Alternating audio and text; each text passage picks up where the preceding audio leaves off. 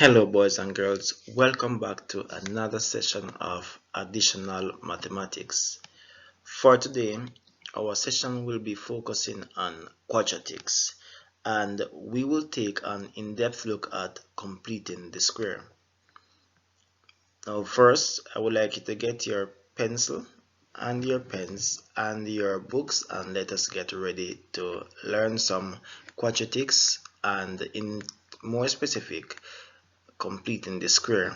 But before we go, let us take a look at our objective for today's session. At the end of the session, you should be able to express the quadratic function ax squared plus bx plus c equals 0 in the form a into x plus h all squared plus k equals 0, where h and k are constants to be determined. And secondly, you should be able to determine maximum or minimum values and range of quadratic functions by completion of the square.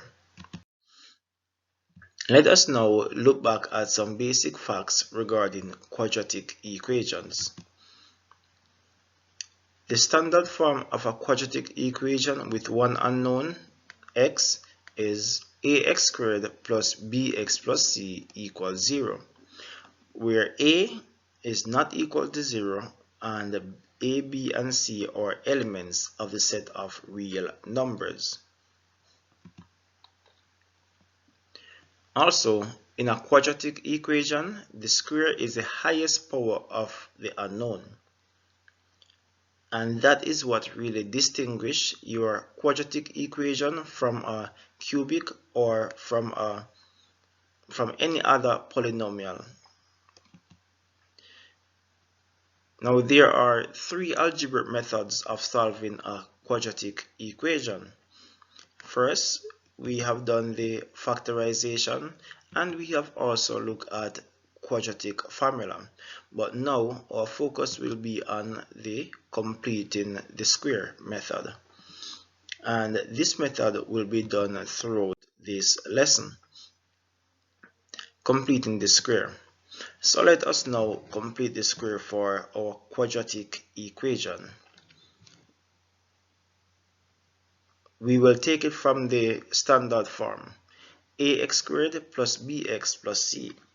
Now, when you go and you are completing the square, first you would like to know that your coefficient of your square term is equal to 1.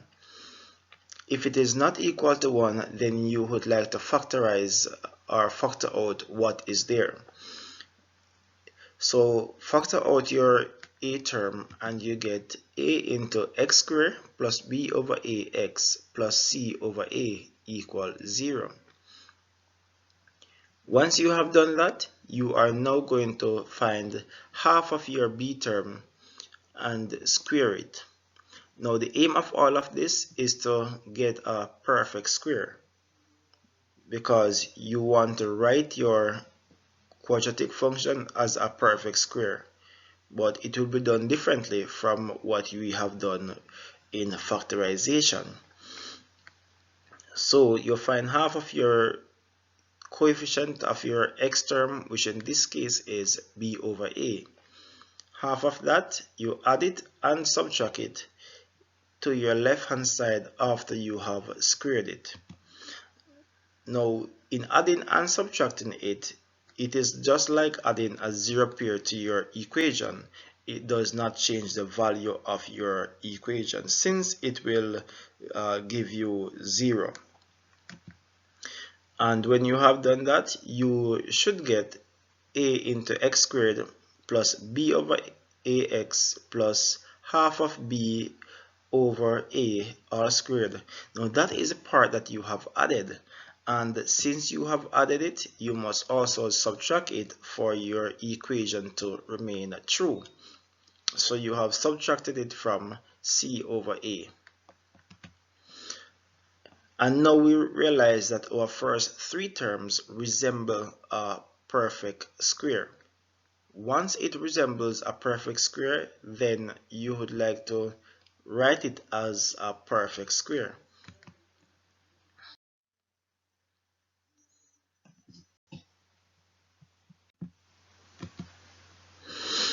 and that will give you a into x plus b over 2a all squared plus c over a minus b squared over 4a squared. Now that you have written the first part as a perfect square, you will now simplify the second part, which is c over a minus b squared over 4a squared.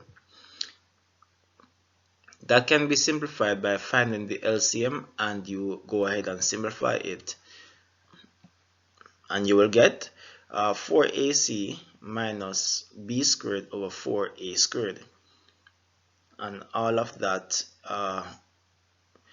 is being multiplied by your a. Now that your a is outside of your bracket, let us try to remove that square bracket. So now we will distribute, or we can say we are going to multiply your a by all terms in your equation. And when you do that, you will get a into x plus b over 2a all squared plus 4ac minus b squared over 4a. Now that you have this, we have now completed the square for our quadratic equation. So this is what you really wanted to get. And since your objective was to write it as a into x plus h all squared plus k, we have completed same. Observe the above and state what your h is, what your k is.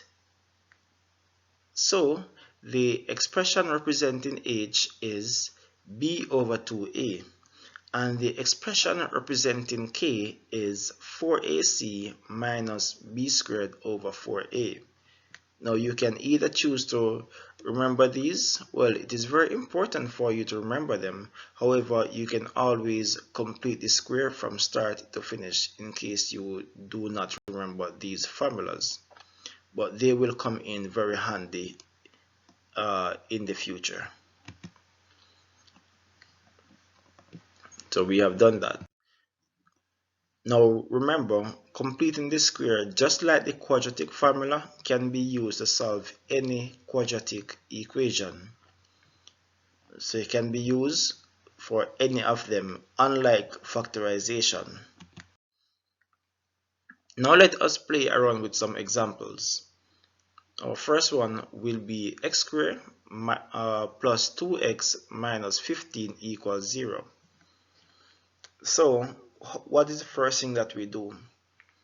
So firstly, keep in mind that you want to write it as a perfect square. To write it as a perfect square, let us not change the value of our equation. So find half of your coefficient of your x term, which in this case is 2, and half of 2 is 1. We square it, add it, and subtract it to your left hand side. So we have done that, and we are now going to add it and subtract it to our left hand side, which will give us x squared plus 2x plus 1 squared minus 15 minus 1 squared equals 0.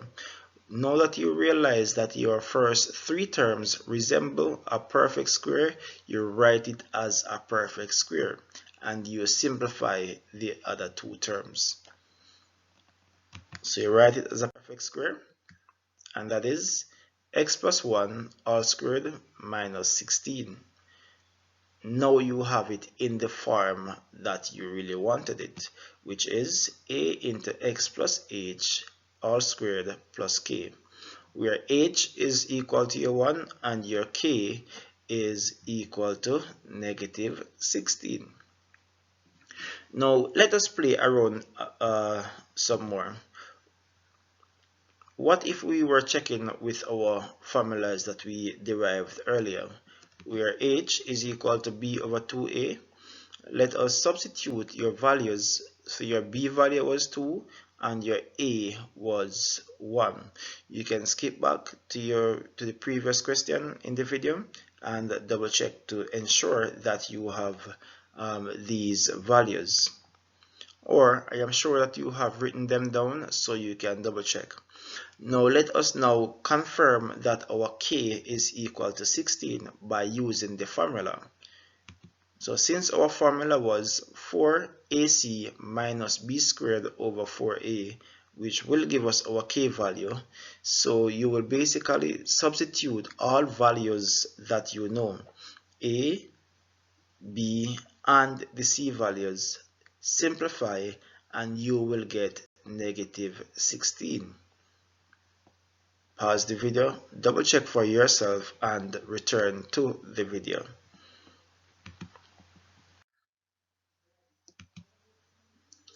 So let us now play around some more. Let us now say that we want to solve this equation. In solving an equation by the method of completing the square, this is how we go about it. So you first complete the square and then you are going to solve for x. So in solving for x, we would want to add 16 to both sides. So let us go ahead and do that quickly. We have done that, and we are now going to get x plus 1 all squared equals 16.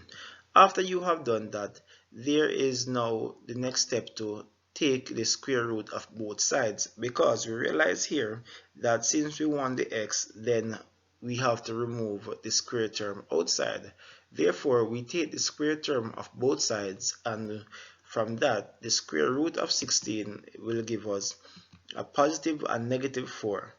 So from that, we have x plus 1 equal positive or negative 4.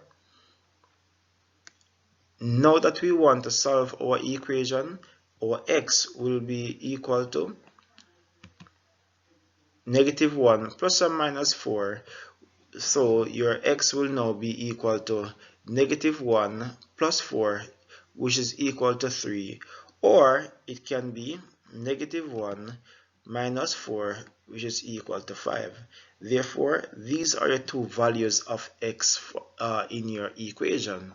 They are x can either be equal to 3 or x can be either equal to negative 5. And those are the solution sets for your quadratic equation. Now, if the question did not ask you to solve, then you would let it remain as 1 into, or we can highlight it. So if it did not ask you to solve, then you would let it remain just like this. But if it had asked you to solve it, then you continue to this method.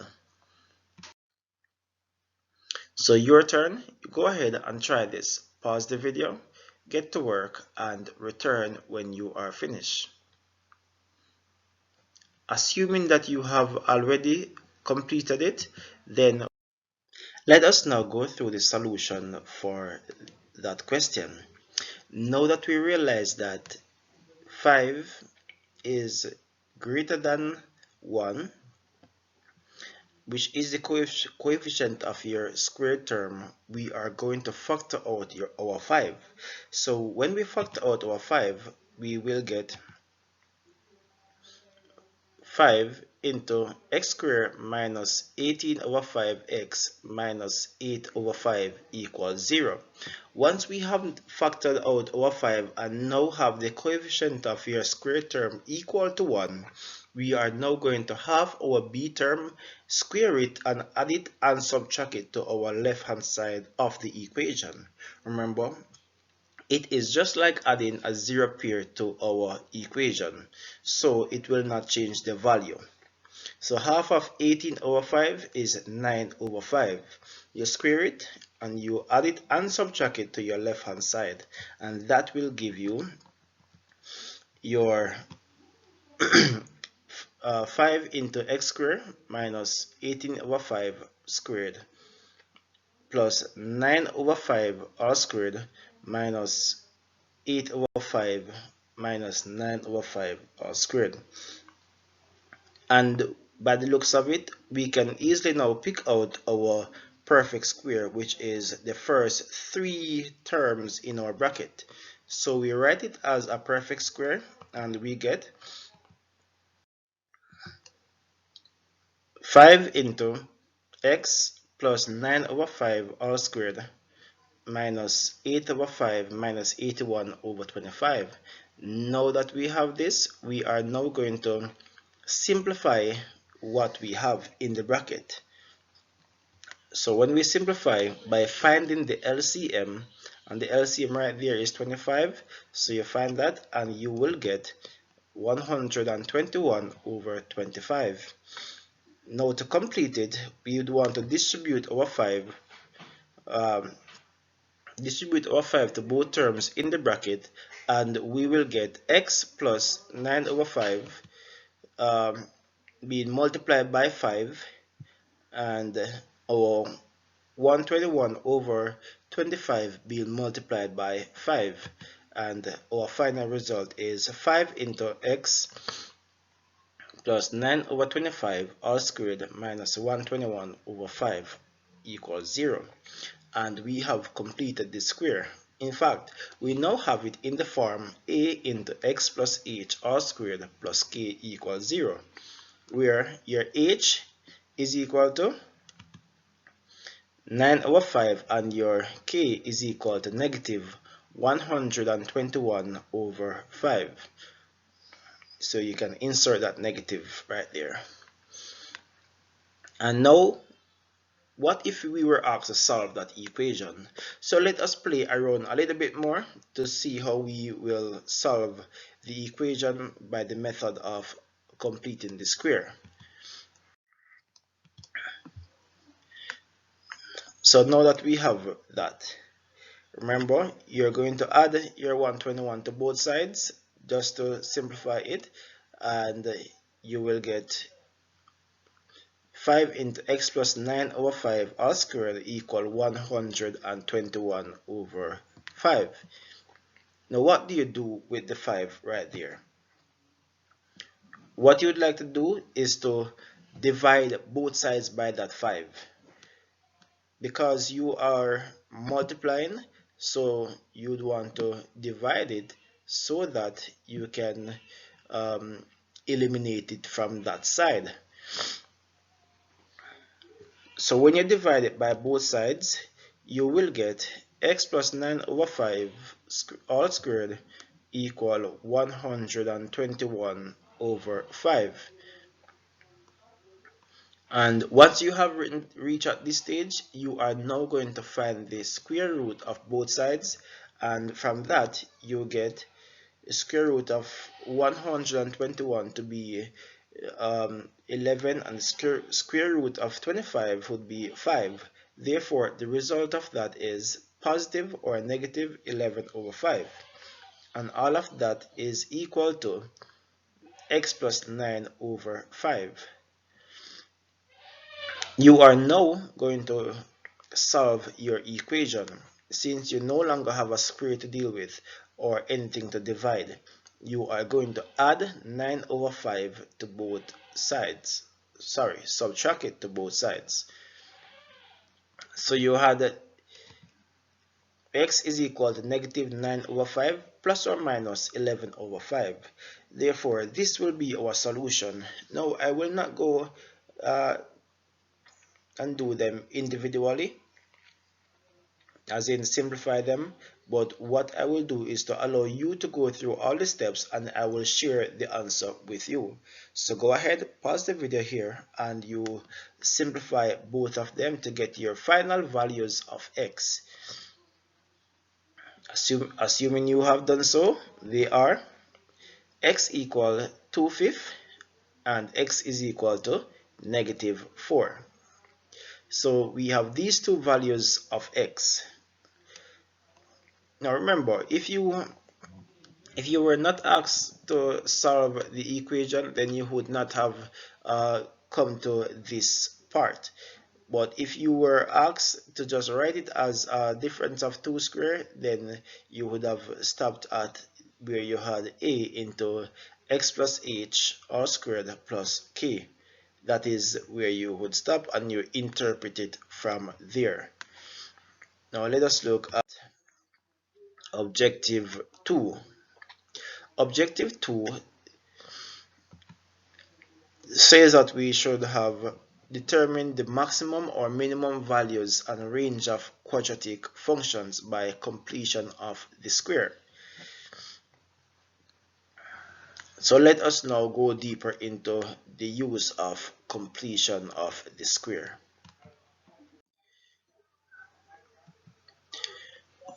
Now let us say we have this function f of x equals 3x squared plus 18x plus 25, and we are asked to determine the maximum or minimum value and state the range of the function.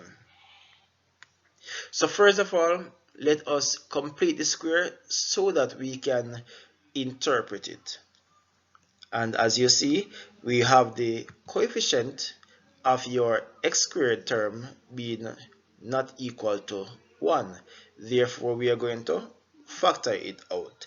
Or what you can do is to pause the video here and go ahead, apply your method of completing the square so that you can get a practice of it. So go, and we now have 3 into x squared plus 6x plus 9.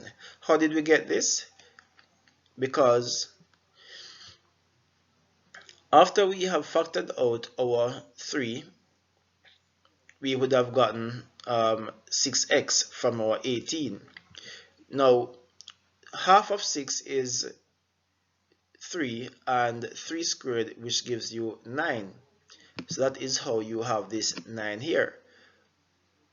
But we did not just add 9 to the 25 because we had factored out our 3, so we are now going to multiply the 9 by 3 to get 27, and we subtract it. Therefore, it allows our equation to be balanced. So remember, since we would have gone through the bigger steps, then you can go ahead, and as long as you get these values, then we are okay. So let us go from here. When you complete the square, you get 3 into x plus 3 all squared minus 2, and that is your completing the square. And let us now interpret it from here. We realize that h is equal to 3 and our k is equal to negative 2. But let us now analyze our solution here. They said we should determine the maximum or the minimum. First of all, let us examine it. How do we determine the maximum or a minimum? So we realize that our coefficient of your square term will really tell you the nature of your function. If it is greater than 0, then it is minimum. If it is less than 0, it is a maximum. So let us go further with this. So we get the vertex to be negative hk, which is negative 3, negative 2. And as we said, since a is greater than 0, the function concaves up, and it therefore has a minimum value.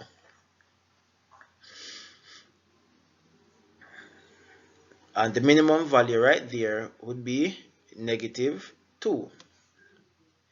So minimum value would have been negative 2 right here.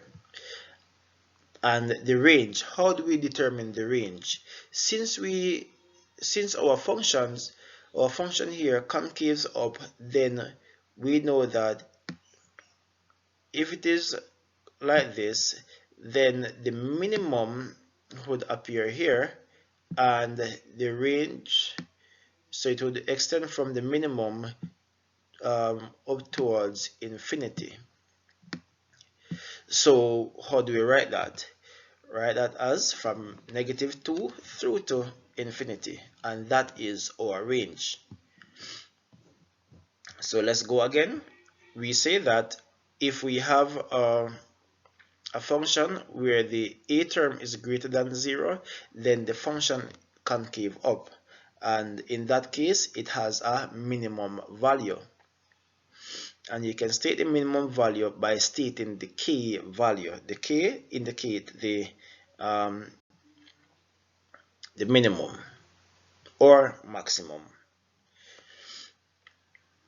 and the range is taken from the minimum or the maximum towards infinity. Now let us play around with another question. Given that g of x equal negative 2x squared plus 4x plus 3, for this I would like you to go ahead and find the minimum or maximum and state the range of this function as well. So go ahead, complete the square, and you should have gotten to this point. And as you can see here, our negative 2 is coming back from this negative 2 right here.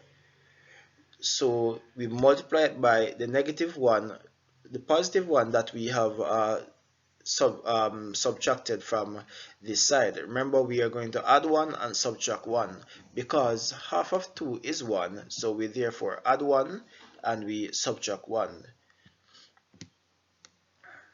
And we multiply that by negative 2 and we will get a positive 2 from that side. Therefore, you will have 3 plus 2. And when you simplify all of that and write it as a difference and write it as a perfect square, remember x squared minus 2x plus 1 written as a perfect square is x minus 1 all squared.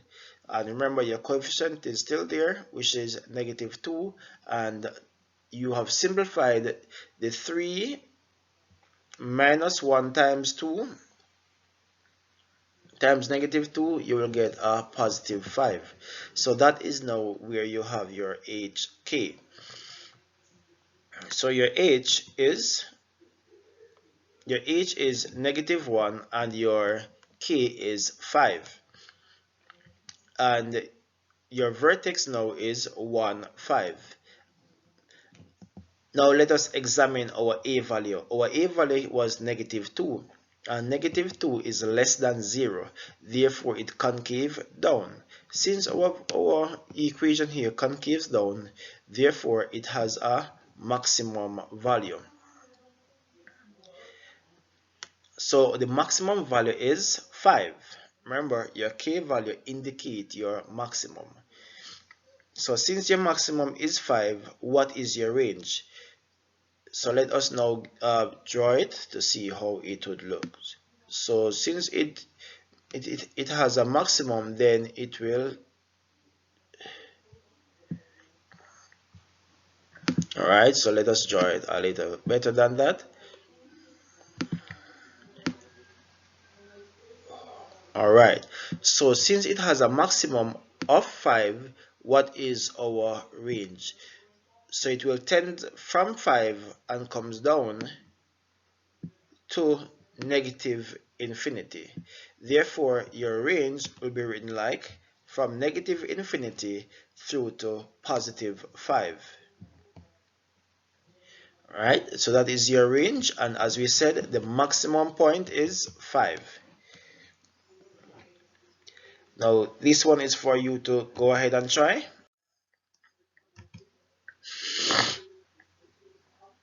So write the function h of x equal x squared minus 6x plus 12 in the form a into x plus h all squared plus k. And state the nature. When we say nature, does it have a minimum, maximum? And you should also state the range of the function. So pause the video, go ahead and do that. Assuming you have done so, let us now look at the solution.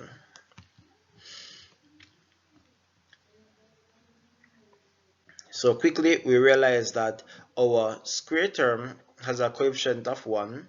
Therefore, we just go straight ahead and complete the square for this one.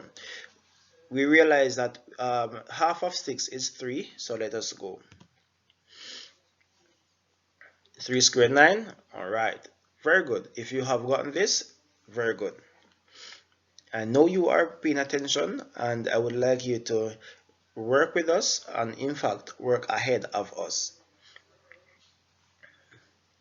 So if you have done that and you have picked out now your perfect square in x squared minus 6x plus 9, we realize that it will be x minus 3 all squared, and 12 minus 9 is equal to 3, therefore your k value is 3.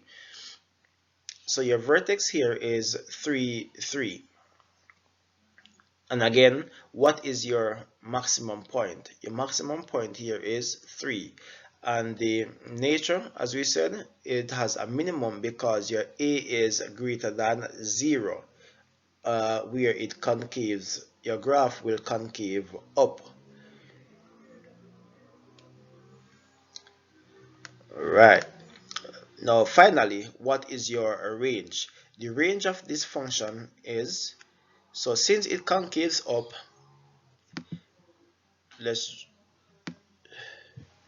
if it concaves up, then it means that our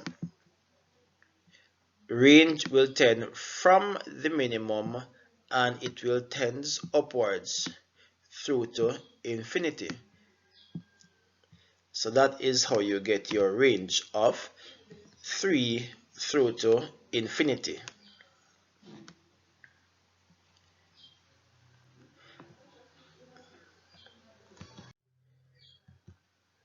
Alright, so let us now look at the objectives that we have covered in this lesson. So we have expressed the quadratic function ax squared plus bx plus c equals 0 in the form a into x plus h all squared plus k equals 0, where h and k are constants to be determined. We have also determined maximum or minimum values on a range of quadratic functions by completion of the square. So we have achieved those two objectives, and I am sure you have learned a lot. Therefore, I want to tell you that next time we will pick up from here and build on other concepts in quadratics. But for today, well done. So continue to practice and continue to believe in yourself that you can do it. Have yourself a great day.